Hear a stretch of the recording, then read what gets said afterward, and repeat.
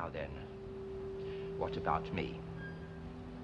We have accepted your plea that there is evil in the universe that must be fought, and that you still have a part to play in that battle. What do you mean, that you're going to let me go free? Not entirely.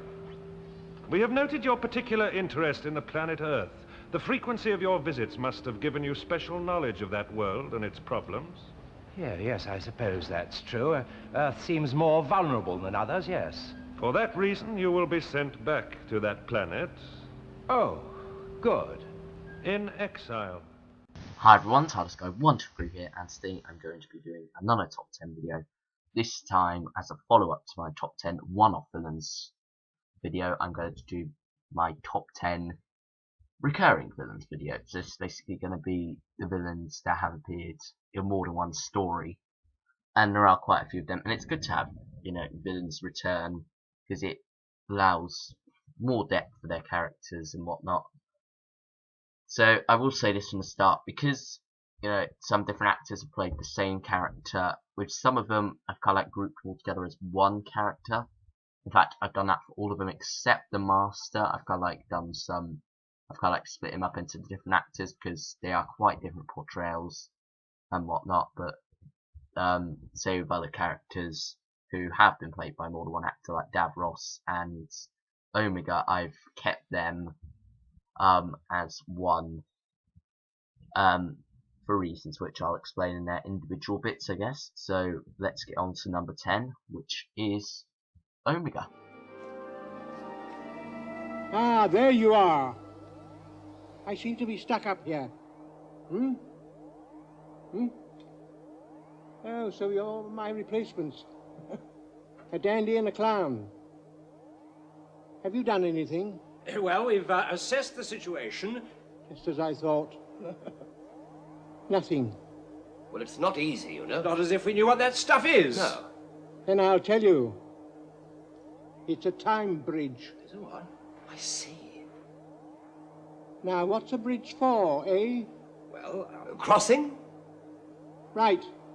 So stop dilly-dallying and cross it. Now, Omega has only appeared twice on TV, but he has had many references made to him, like the Hand of Omega in Renegade of the Daleks? What am I on about? Remembrance of the Daleks, sorry about that. But in his two appearances, I've only seen one of them, to be honest, and that's the Three Doctors. I've seen parts of Arc of Infinity, but I haven't seen it all, so I can't really comment on Omega in that. But in the Three Doctors, he's rather good. He doesn't make an amazing impact, I guess, but he is enjoyable nonetheless. And maybe my opinion will be better once I've seen Arc of Infinity. Maybe it'll be worse. Who knows? But now let's move on to 9th place, and that is Borusa.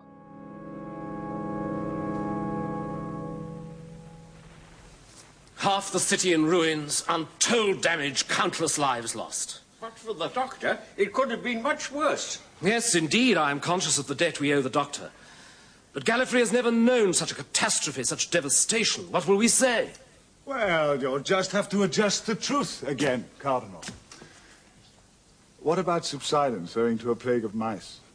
As I believe I told you long ago, Doctor, you will never amount to anything in the galaxy while you retain your propensity for vulgar facetiousness. Yes, sir. You've said that many times, sir.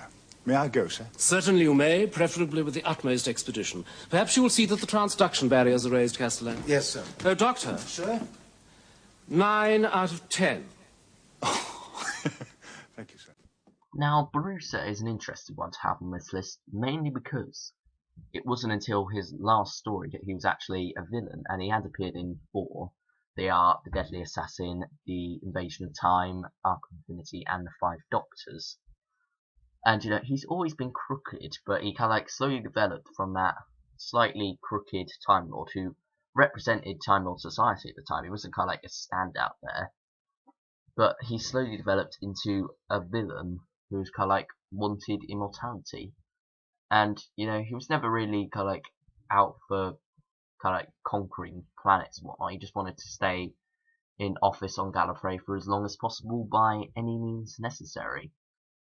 and he wanted to help his people, I guess. But it's an interesting concept, I think, and that's why I put the Barusa 9th on this list. Now let's move on to 8th place, and that is the Master, played by Anthony Ainley. Your Majesty seems in need of a doctor. Allow me to introduce Chameleon. Your work. Alas, modesty forbids such a claim. Chameleon is the tool of an earlier invader of Zerifas, and instrumental in my escape from that benighted planet. This is your King John. Look again.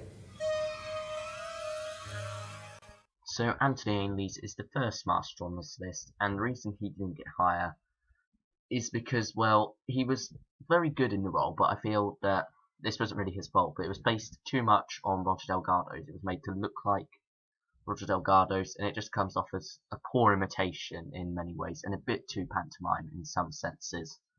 But nevertheless, I think Anthony Ainley's acting really does show through, and there are some scripts which go in his favour. So now let's move on to next place, and that is The Monk. Doctor.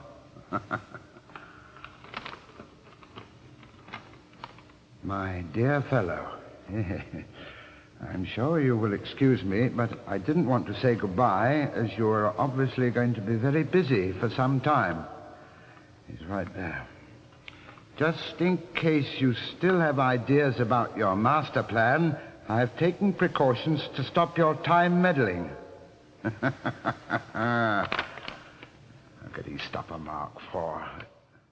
Now, the Monk is Doctor Who's first recurring villain, and he appeared in the Time Meddler first, then in the Daleks' Master Plan for a short bit, for a little trilogy inside that 12-part epic. I've only seen him really in the Time Meddler and part 10 of the Daleks' Master Plan, because that was on Lost in Time. But I really do love Peter Butterworth, I think. Yeah, I think that's it. His performance, he is great in the role. He's very fun in the role as well. And he kind of gets across that this is not just a straight up villain. He thinks he's trying to do good, and he doesn't really want to kill anyone and whatnot. He's just trying to make lives better in the long run, I guess. But nevertheless, he is a very fun character and very enjoyable. And, the first other member of the Doctor's own race, the Time Lords. So now let's move on to 5th place. No. 6th place, the Rani.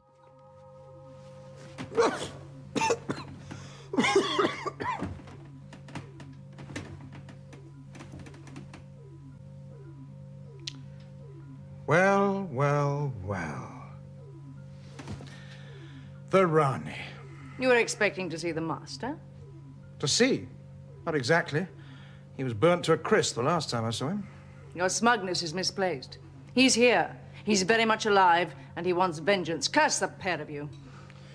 Well, since we're insulting each other, I can't say I care much for your taste in clothes. Doesn't do a thing for you. Your regeneration's not too attractive either.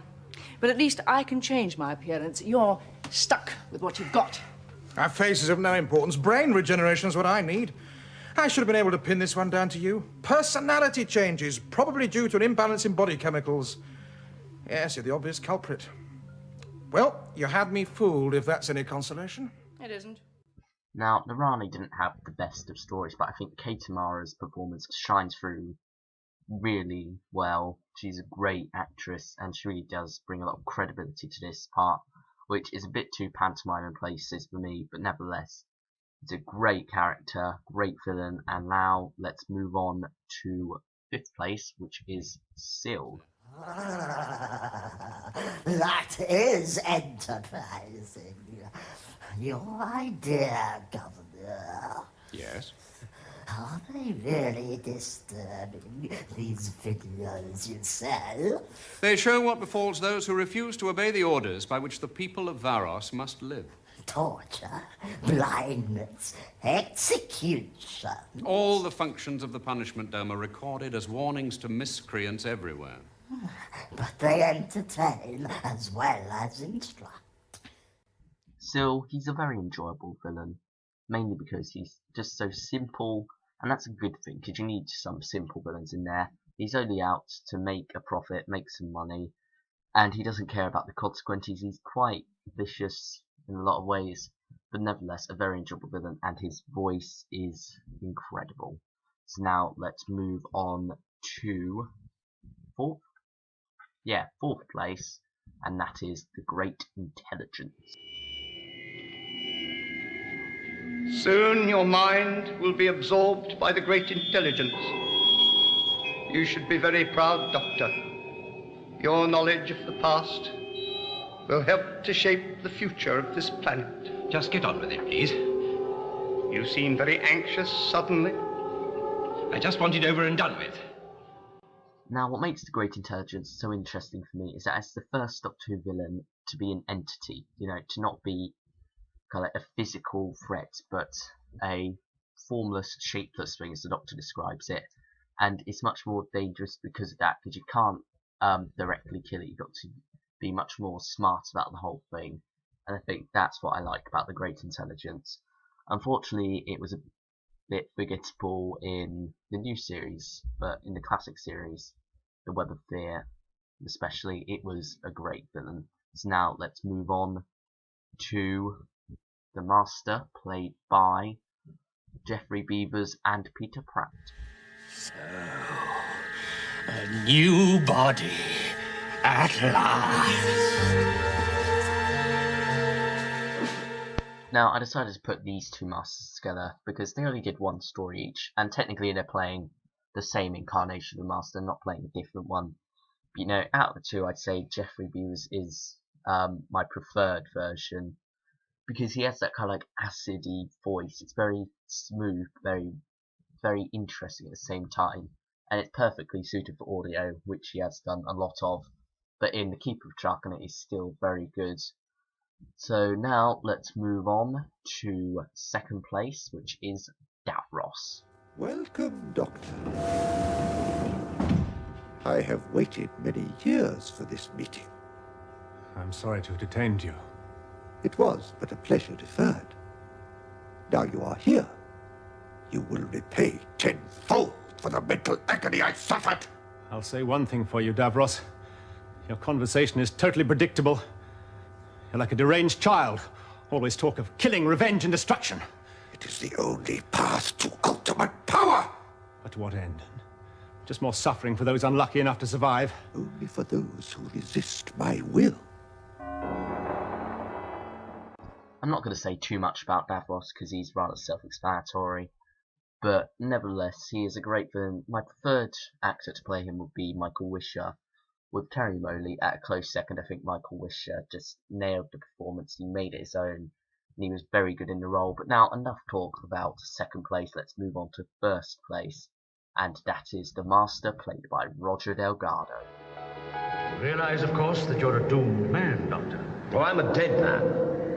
I knew that as soon as I came through that door, so you better watch out. You see, I've nothing to lose, have I? Enough! Hassan, destroy him!